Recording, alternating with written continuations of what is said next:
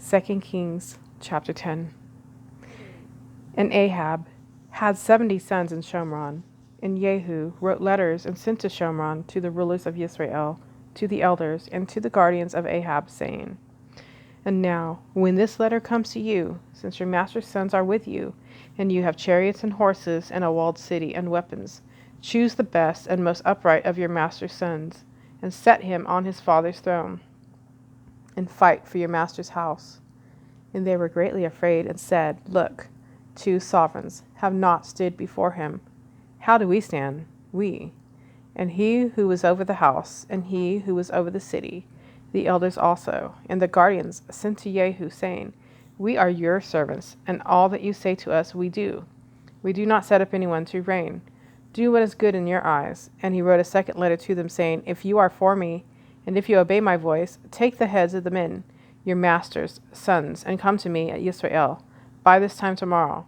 Now the sovereign sons, 70 beings, were with the great men of the city who brought them up. And it came to be, when the letter came to them, that they took the sovereign sons and slew them, 70 men, and put their heads in baskets, and sent them to him at Israel.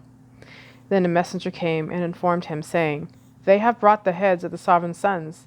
And he said, Make them 2 heaps at the entrance of the gate until morning. And it came to be in the morning that he went out and stood and said to all the people, You are righteous. Look, I conspired against my master and killed him. But who struck all these? Know now that not one word of Yahuwah, which Yahuwah spoke concerning the house of Ahab, does fall to the ground. For Yahuwah has done what he spoke by his servant Eliyahu.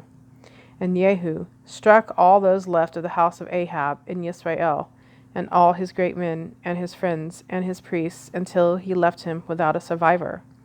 And he rose up to go, and went to Shomron, on the way at Betheked of the shepherds. Jehu met the brothers of Ahaziah, sovereign of Yehudah, and said, Who are you? And they answered, We are brothers of Ahaziah, and we have come down to greet the sons of the sovereign, and the sons of the sovereigness mother. And he said, Take them alive. So they took them alive and slew them at the well of Betheked, 42 men, and he left none of them. And he left there and met Jehonadab, son of Rechab, coming to meet him, and blessed him, and said to him, Is your heart right, as my heart is toward your heart? And Jehonadab answered, It is. Jehu said, If it is, give me your hand. And he gave him his hand, and he took him up to him into the chariot. And he said, Come with me, and see my ardor for Yahuwah. And they made him ride in his chariot. And he came to Shomron, and struck all those left of Ahab in Shomron, till he had destroyed them, according to the word of Yahuwah, which he spoke to Eliyahu. And Jehu gathered all the people, and said to them, Ahab served Baal a little. Jehu serves him much. And now call to me all the prophets of Baal, all his servants, and all his priests. Let no one be missing, for I have a great slaughtering to make to Baal. Anyone who is lacking shall not live. But Jehu did this deceptively in order to destroy the servants of Baal. And Jehu said, Set apart an assembly for Baal. So they proclaimed it.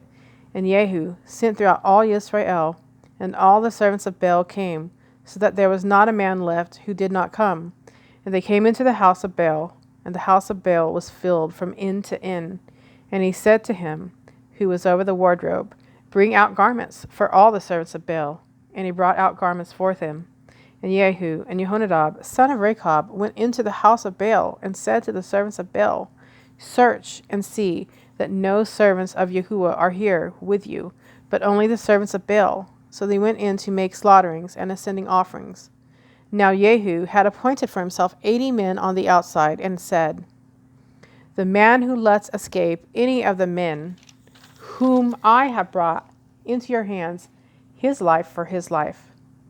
And it came to be, when he had finished making the ascending offering, Jehu said to the guard and to the officers, Go in, strike them, let no one come out.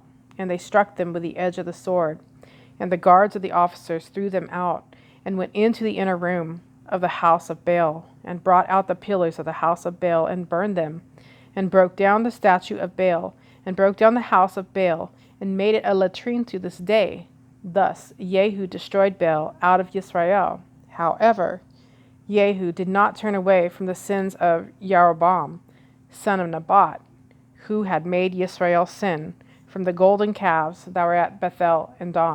And Yahuwah said to Jehu, because you have done well by doing what is right in my eyes, and have done to the house of Ahab all that was in my heart, your sons are going to sit on the throne of Israel to the 4th generation.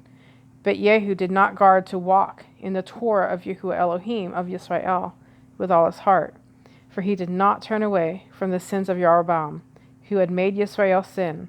In those days Yahuwah began to cut off some in Israel, and Hazael struck them throughout all the border of Israel, from the Yarden to the sun rising, all the land of Gilad, the Gadites, and the Reubenites, and the Manassashites from Aroer, which is by the Wadi Ammon, including Gilad and Bashan. And the rest of the acts of Jehu, and all that he did, and all his might, are they not written in the book of the annals of the sovereigns of Israel? So Jehu slept with his fathers, and they buried him in Shomron. And Jehoahaz his son reigned in his place. And the days that Jehu reigned over Israel and Shomron were 28 years.